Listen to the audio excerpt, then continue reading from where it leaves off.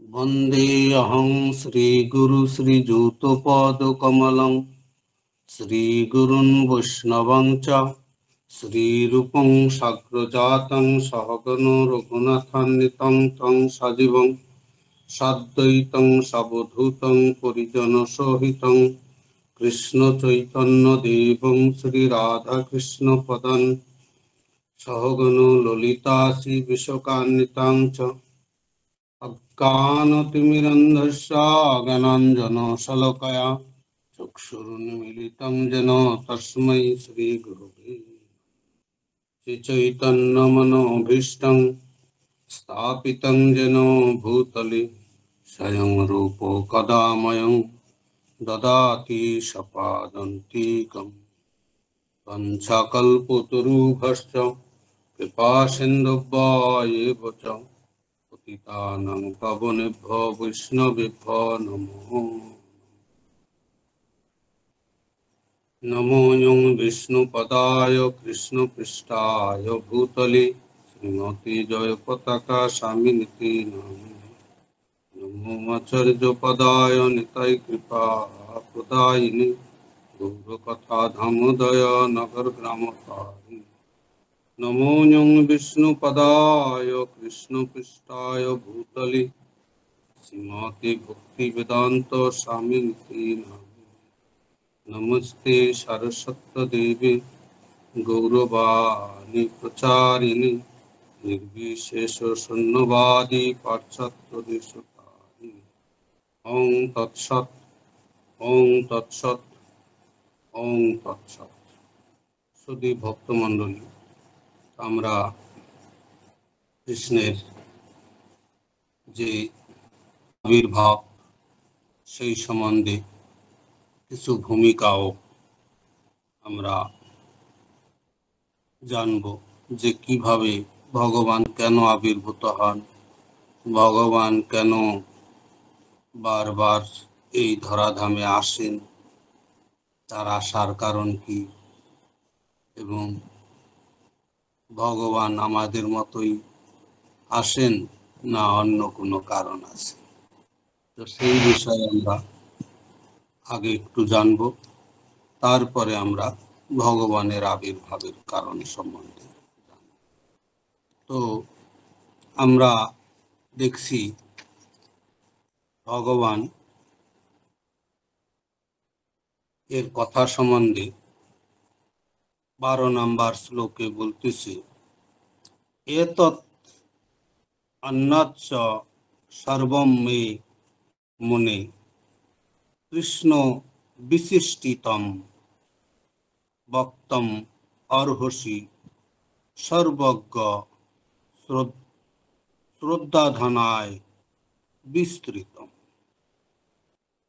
এখানে পরীক্ষিত মহারাজ বলছেন, হে মহর্ষি, আপনি কৃষ্ণের বিষয়ে সবকিছু জানেন, দয়া করে আপনি যে সম্বন্ধে আমি প্রশ্ন করেছি এবং প্রশ্ন করিনি সবিস্তারে তার সেই সমস্ত কার্যকলাপ বর্ণনা করুন, কারণ তার প্রতি আমার পূর্ণ বিশ্বাস রয়েছে এবং সেই বিষয়ে শ্রবণ করতে আমি অত্যন্ত উৎসুক। তাহলে এখানে পরীক্ষিত মহারাজ মুনে বলে সম্বোধন করেছেন। যাই হোক, শব্দের ব্যাখ্যা করতে গেলে দেরি হবে, আমরা আবির্ভাব সম্বন্ধেই বলবো।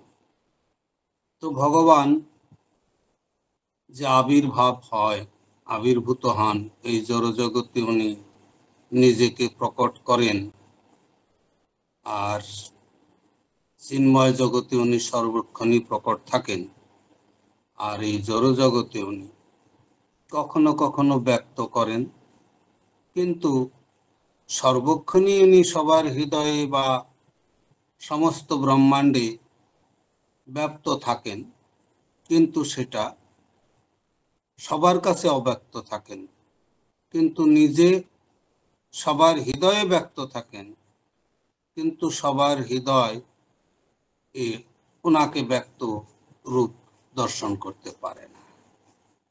তার কারণ আমরা কিছু কিছু অবগত হব। তো ভগবান আবির্ভাবের কারণ হলো এই জড়জগতে যখন কোনো দুর্দশার শুরু হয়ে যায়, যখন যদা যদা হি ধর্মস্য গ্লানির্ভবতি ভারত অভ্যুত্থান ধর্মস্য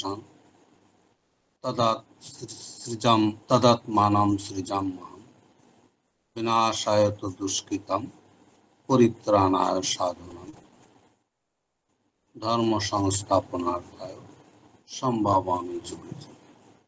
এক তো যুগ ধর্ম হিসাবে ভগবান যুগ অনুযায়ী আসেন, আর একভাবে আসেন মন্বন্তর অবতার ভগবান, আর একভাবে আসেন লীলা অবতার ভগবান, আর একভাবে আসেন উনি যুগ অবতার, লীলা অবতার, মন্বন্তর অবতার, গুণ অবতার এবং সত্যাবেশ অবতার।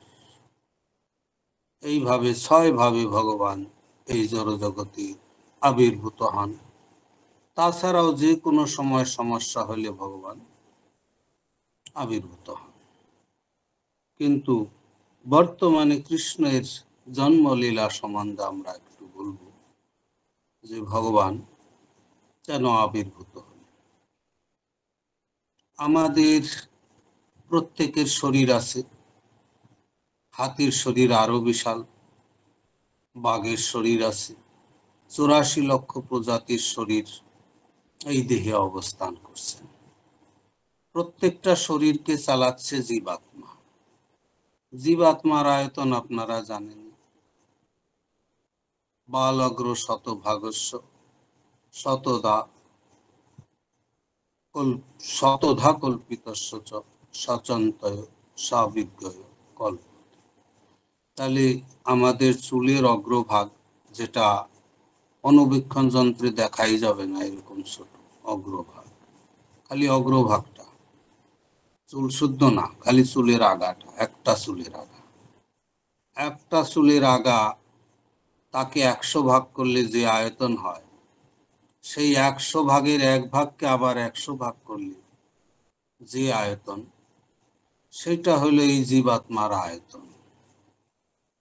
আর সেই এত ক্ষুদ্র জীবাত্মা হাতির দেহ চালাচ্ছে, এবং যাকে যেরকম দেহ দিয়েছে ব্রহ্মার দেহ চালাচ্ছে, প্রতিটা দেহ এই জীবাত্মা চালাচ্ছে। তা আমাদের এত বড় দেহটা পরিচালিত হচ্ছে ওই জীবাত্মার দ্বারা। তেমনি এই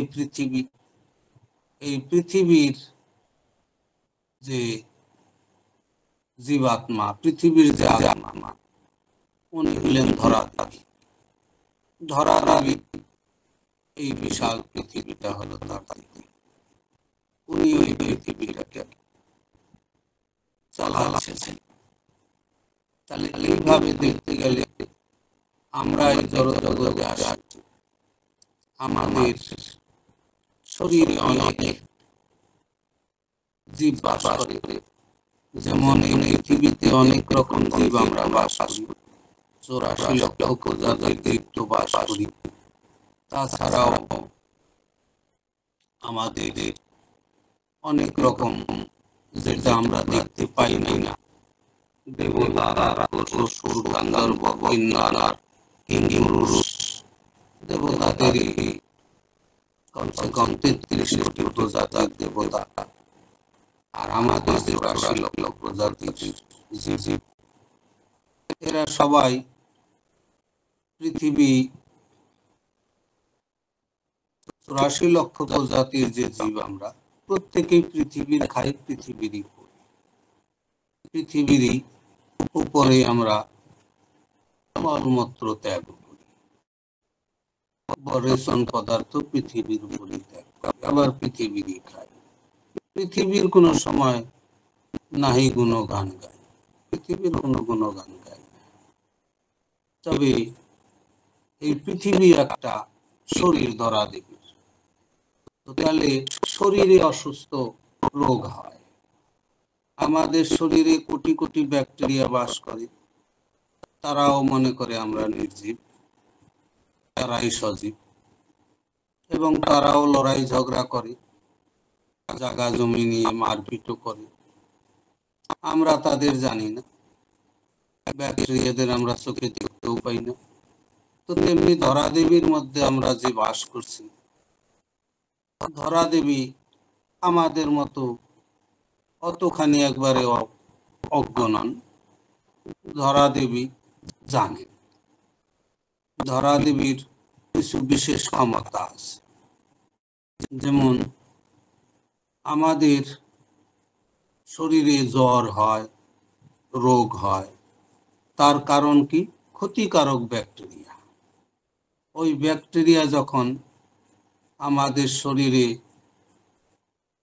প্রবেশ করে, তখনই বিভিন্ন রকম রোগের উৎপত্তি হয়। চোখ ওঠা, সর্দি কাশি লাগা, জ্বর আসা, বুক ব্যথা, মাথা ব্যথা, নানা রকম রোগের উৎপত্তি, হাঁটু ব্যথা, এগুলা সব ব্যাকটেরিয়া গঠিত রোগ। আবার কোটি কোটি ব্যাকটেরিয়া আছে, সবাই ক্ষতি করে না, তাদের জন্য আমাদের কোনো রোগ হয় না। কিন্তু 2-4 ক্ষতিকারক ব্যাকটেরিয়াও যদি থাকে, তাহলে শরীরটাকে তছনছ করে দেয়। তো তেমনি ধরা দেবী, ইনি, এই পৃথিবী হলো ওনার দেহ। এই দেহটা উনিও রোগাগ্রস্ত হন আমাদের মতোই।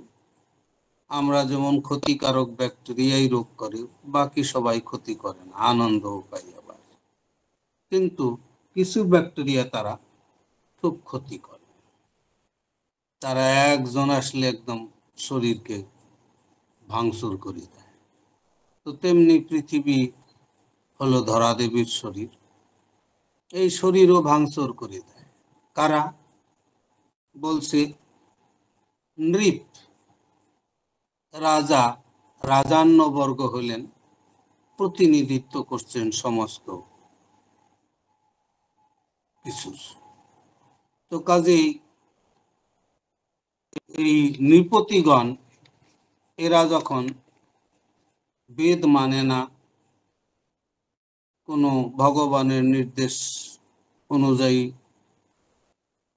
চলে না, এবং নিজের অহংকারে মত্ত হয়ে এক রাজা অপর রাজাকে যুদ্ধ বিগ্রহ করতে থাকে, অকারণে লোকজন বিনাশ করতে থাকে, জীব বিনাশ করতে থাকে, এবং উদ্দেশ্যহীনভাবে তারা যুদ্ধ বিগ্রহ যা খুশি তাই করে বেড়ায়, এবং নিজের শরীর পালার জন্য কোটি কোটি দেহ, কোটি পরার্ধ দেহ নষ্ট হয়ে গেলে, সারা পৃথিবীর জীব ধ্বংস হয়ে গেলেও কোনো ব্যাপার নাই, নিজের সুখ চায়। এরকম স্বৈরাচারী ব্যভিচারী রাজারা যখন বেড়ে যায়, তখন ধরা দেবীর ওই রকম রোগ হয়। তো যখন ভগবান কৃষ্ণের আবির্ভাব হবে, তার আগে এই পৃথিবীর অবস্থা এরকমই ছিল। অসুরের ন্যায় আচরণ তাদের, খাওয়া দাওয়ার কোনো বাছ বিচার নাই, চিন্তা ভাবনা কারো প্রতি সহানুভূতি নাই, এক রাজা আর এক রাজাকে আক্রমণ, অনর্থক যুদ্ধ বিগ্রহ, এরকম ভাব চলছিল। তখন ধরা দেবী পাপ ভূমিছে ভারী। তো তখন পৃথিবী ধরা দেবীর এই শরীরে জ্বরাগ্রস্ত হয়ে পড়ে, জ্বর এসে যায়, ক্ষতিকারক ব্যাকটেরিয়া। তখন ধরা দেবী ভারাক্রান্ত হয়ে একদম ভীষণ জ্বর হয়ে যায়। আমরা যেমন জ্বর হলে ডাক্তারের কাছে যাই, কিন্তু ধরা দেবীর জ্বর হলে উনি ডাক্তারের কাছে যান না, উনি বৈদ্যের কাছে দৌড়ান না, উনি ব্রহ্মার কাছে দৌড়ান, যিনি এই ব্রহ্মাণ্ডের ইনচার্জ এবং ব্রাহ্মণদের মধ্যে শ্রেষ্ঠ ব্রাহ্মণ। তাই উনি ব্রহ্মার কাছে যান তখন। আর আমরা তো ডাক্তার ছাড়া কিছু বুঝি না, নিজের শরীরের মধ্যে 60-70 বছর থেকে আছি, সেই শরীরটার মধ্যে কি হয়েছে সেটা জানি না। শরীরের মধ্যে আছি 70 বছর 60 বছর হয়ে গেল, এই শরীরটার মধ্যে এই অবস্থান করছে, এই জীবাত্মা করছে। কিন্তু সে এতই অধপতিত যে শরীরের রোগ ব্যাধি সমস্যা সেটাও সে জানে না। সে ডাক্তারের কাছে যেয়ে বলে, ডাক্তারবাবু দেখেন আমার কি হয়েছে। তো তাই ধরা দেবী যখন বুঝতে পারলেন যে আমার পরিস্থিতি খারাপ, তো আমার সন্তানাদি পালন করাও অসম্ভব। যখন মা অসুস্থ হয়, বাবা যখন দূর দেশে থাকে, আমেরিকা, ফ্রান্স, জার্মানি, কিন্তু সে টাকাও পাঠাচ্ছে না, লেটারও পাঠাচ্ছে না, টেলিফোনও করছে না, তখনই চিন্তা ভাবনা মায়ের অসুখ হয়। মা তখন চিন্তা করে আমার ছেলে পেলে কেমনি বাঁচাবো, কেমনি কি করব, কোনো খবর নাই, কি হলো, টেনশানেও অসুখ হয়। তো তখন মার হাতে পয়সা না থাকলে ছেলে পেলেদের কি খাওয়াবে, বাচ্চাদের কি খাওয়াবে।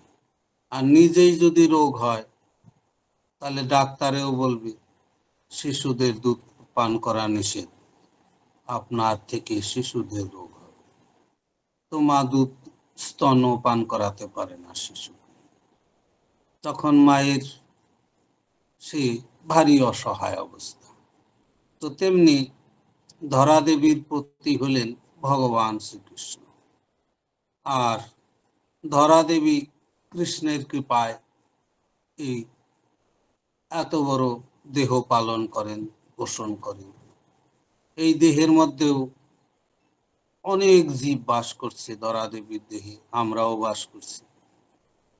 শিশু যেমন জন্মগ্রহণ করে মায়েরই দুগ্ধ স্তন পান করে বাঁচে থাকে, মায়েরই খায়, মায়েরই পরে, মায়ের কোলেই পায়খানা পেচ্ছাপ করে, তো আমরাও সেরকম শিশুর মতো পৃথিবীর খাই, পৃথিবীর পরি, আর পৃথিবীর মধ্যেই মলমূত্র ত্যাগ করি, আর পৃথিবীর মধ্যেই কপ পোটা সব আমরা থুতু ঝাড়ে ফেলি। তো পৃথিবী তার জন্য দুঃখী হয় না, যেমন মাও সন্তানের জন্য দুঃখী হয় না। কিন্তু সন্তান বড় হলে 5 বছর 3 বছর হলে আর সন্তানের টানাটানি অতটা করে না। কিন্তু পৃথিবী তো আমার মৃত্যু পর্যন্ত টানাটানি করে, মরার পরেও টানি। মরার পরে এই দেহটা ফেলে দিয়ে যাই, ওই পৃথিবীর উপরেই ফেলি, পৃথিবীর মধ্যেই সেটা থাকে। পুরাই যা করি পৃথিবীর মধ্যেই, এই দুর্গন্ধযুক্ত দেহটাও পৃথিবীকে দিয়ে যায়। বিনিময়ে পৃথিবীকে কিচ্ছু দেই না, পৃথিবীর একটু নামও করি না। এইভাবে ধরা দেবী কখন অসুস্থ হন, আমাদের এই দুর্দশার জন্য ধরা দেবী দুঃখিত হন না, অসুস্থ হন না। অসুস্থ হন যখন রাজা, অকেজো রাজা আসে, তারা খালি যুদ্ধ করে, ক্ষয়ক্ষতি করে আর উৎপাত করে, কিন্তু ভগবানের আইন মানে না, ভগবানকে মানে না। বর্তমানেও তাই। তো যাই হোক, এই সময় ধরা দেবীর খুব অসুস্থ হয়ে যায়। অসুস্থ হওয়ার পরে উনি ব্রহ্মার কাছে যান। ব্রহ্মার 2টা জায়গায় ব্রহ্মা থাকেন। একটা হলো ব্রহ্মার বাড়ি হলো সত্যলোকে, সেখানে থাকেন রেসিডেন্সে। আর ডিউটির সময় উনি ডিউটি করতে সুমেরু পর্বতে, সাতখম্বী নগরীতে ওনার অফিস। 8000 কিলোমিটার বিস্তৃত অফিস, সোনা দিয়ে তৈরি, কোনো ইট পাথর দিয়ে তৈরি নয়। তো এই অফিসে উনি অফিস টাইমে উনি অফিসে থাকেন। অফিসের টাইম যখন শেষ হয়ে যায় তখন উনি নিজের গৃহে ফিরেন। তো এইভাবে ব্রহ্মা তার ডিউটি দেখাশোনা করেন, 2 জায়গায় থাকেন, একটা সাতখম্বী নগরী তার অফিস, আর একটা তার রেসিডেন্স। তো ধরা দেবী সরাসরি উনি ব্রহ্মার অফিসে গেলেন। ব্রহ্মার অফিসে যাওয়া মাত্র ব্রহ্মা দৌড়িয়ে ছুটে আসলেন, ধরা দেবীকে জিজ্ঞাসা করছেন, কি ব্যাপার, তোমার সমস্যা তো খুব ভীষণ সমস্যা, তোমার সমস্যার জন্য আমিও চিন্তিত, তো সমস্যার হাল তো আগে জিজ্ঞাসা করলেন, বলুন আপনার সমস্যা বলুন। তো ধরা দেবী তার সমস্যার কথা বললেন। আর বর্তমানে আমরা এগুলা উপলব্ধি করতে পারি না কেন? আমরা যদি কোনো সরকারি অফিসে বা আদালতে, ডিএম অফিসে, এসডিও অফিসে বা ব্লক ডেভেলপমেন্ট অফিস বা অঞ্চলে বা কোর্টে, হাইকোর্টে কোথাও আমরা ন্যায় পাই না। হাইকোর্টেও টাকা হলে মিথ্যাও জিতে আর ন্যায় হারে, আবার টাকা হলে জিতে। এর কোনো বিচার ব্যবস্থা নাই। আবার অফিসে গেলাম, বললো আরে মিটিং এ গেছে জায়গায়, আর একদিন এক মাস পরে, এক মাস পরে গেল, আরে পার্টি গেছে, তুমি আর এক মাস পরে, এরকম ঘোরাতে অনেক ঘুরতে হয়। একটা বেতন নিতে গেলেও অনেক ঘুরতে হয়। আমাদের হয়তো একদিন ডিএম অফিসে দেখলো, কিন্তু বললো এখন উনি কোনো স্টাফের অন্বেষণ আছে, সেখানে আছে। তো বলছে তুমি এখন টিভি উঠবে। তো এরকম হয়, তো স্বাভাবিক কাজ হয় না। তো আমরা কাজে দিয়ে বিশ্বাস করি না, কিন্তু সচল হলে বা ব্রহ্মার কাছে বা সরকারি বেইমানি হতে পারে। ব্রহ্মার সঙ্গে ধরা দেবী আসার আগে যে ধরা দেবী আছে এসে হাজির। ধরা দেবী বলা হয় না, ব্রহ্মা শেষে সব বন্ধু দিয়ে ধরা দেবী আছে। বললেন তোমার সমস্যা খুব জটিল, তুমি বলো শুনবি। তো ধরা দেবী বলল, আমার শরীর খুব খারাপ।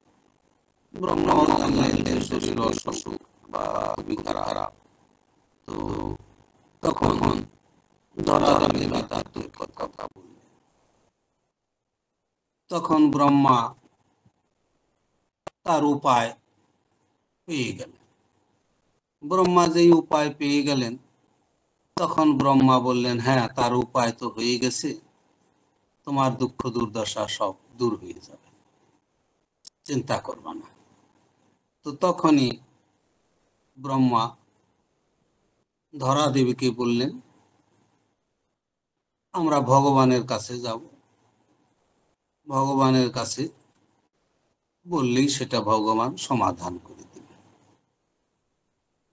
তাহলে ব্রহ্মা সঙ্গে সঙ্গে সংকল্প করলেন, সমস্ত ৩৩ কোটি প্রজাতির দেবতারা এসে হাজির হলো। ব্রহ্মা সংকল্প করলেন, শিব এসে হাজির হলো। কারণ ব্রহ্মা সংকল্প করা মাত্রই আসেন, তাদের মধ্যে আমাদের মতো টেলিফোন করা লাগে না। সংকল্প করলেন, সংকল্প মাত্র সবাই এসে হাজির।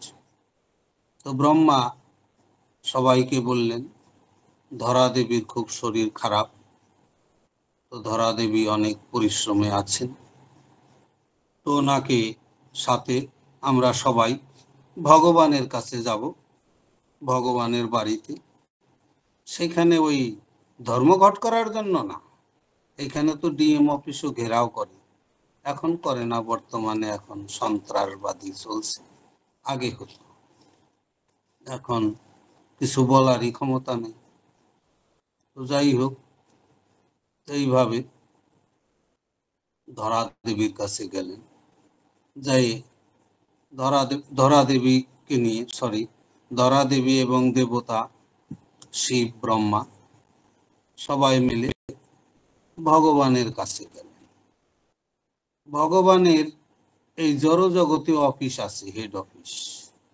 জড়জগতের সমস্যা সমাধানের জন্য একটা বিশেষ স্পেশাল অফিস ভগবানের, সেটা হলো ক্ষীর সাগরে ক্ষীরোদকসাই বিষ্ণু, ভগবানেরই অফিস। সেইখানে গেলেন। সেখানে যে কীর্তন শুরু করলেন, ব্রহ্মা বললেন সবাই কীর্তন করো। ভগবানের কীর্তন শুরু হয়ে গেল, হরে কৃষ্ণ। সেই তুমুল আনন্দ ব্যাপকহারী। তো ব্রহ্মা কীর্তন করতেও অ্যাডমিনিস্ট্রেটিভ বিভাগে আছে ব্রহ্মা। তো ব্রহ্মা একটু ধ্যানস্থ হয়ে ভগবান কোথায় আছে দেখে নিলেন। তো ভগবান ধ্যান করা মাত্রেই ভগবান সঙ্গে সঙ্গে ব্রহ্মার দর্শনে আসলেন। ভগবান ইচ্ছা করলে সবাই কাছেই প্রকট হইতে পারেন, কিন্তু উনি প্রকট সবার কাছে হন না, ব্রহ্মার কাছে প্রকট হলেন। ব্রহ্মা ভগবানের শব্দের মাধ্যমেই প্রকট হয়ে গেল। ব্রহ্মার কাছে শব্দ আসলো, ব্রহ্মা তোমরা যে কারণে আসছো, ধরা দেবীর শরীর খারাপের বিষয়ে আমি পূর্ব থেকেই অবগত, তাই তোমাদের আর বিশেষ চিন্তা করতে হবে না। আমি অচিরেই, ক্ষীরোদকসাই বিষ্ণু উনি ভগবান কৃষ্ণের কথা বললেন, উনি নিজের কথা বললেন না। উনি বললেন যে ভগবান কৃষ্ণ পূর্বে থেকেই জানেন ধরা দেবীর সমস্যার কথা, তাই ভগবান বলছেন উনি বসুদেবের ঘরে প্রকট হবেন, বৃন্দাবনে লীলা বিলাস করবেন এবং ভগবান অবতীর্ণ হওয়ার জন্য, তার লীলায় অংশগ্রহণ করার জন্য তোমরা দেবতা সবাইকে নিযুক্ত করে দাও তুমি। আর ভগবানের লীলায় তারা পূর্বের থেকেই অবস্থান করবে এবং লীলায় অংশগ্রহণ করবে, ভগবানের সেবায় যুক্ত হবে। ভগবান একটা বিশেষ সেবার যুক্ত দেন, সেই সেবার মাধ্যমে পার্মানেন্ট সেবা কাজ ভক্তরা পেতে থাকে। ভগবানের সামান্য এক মুহূর্ত সেবার ফলে অনন্ত কোটি কোটি কোটি কোটি সাল তারা সেবা অধিকার লাভ করে। এইভাবে ভগবান ক্ষীরোদকসাই বিষ্ণু বলা মাত্রই ব্রহ্মা সবাইকে বললেন, দেবতাগণ শিবাদি সবাইকে, যে শুনুন, ভগবান এই ধরা দেবীর শরীরের অবস্থা, ধরা দেবীর সমস্যার কথা উনি অবগত আছেন। ভগবান কৃষ্ণ লীলা অবতার করবেন, বৃন্দাবনে অবতীর্ণ হবেন এবং বসুদেবের কে পিতা স্বীকার করবেন, দেবকীকে মাতা স্বীকার করবেন এবং উনি অতি সত্বর অবতীর্ণ হবেন। সেই লীলায় গ্রহণ করার জন্য তোমরা যথাযথ যদু বংশে জন্মগ্রহণ করবে এবং ভগবানের লীলায় অংশগ্রহণ করবে।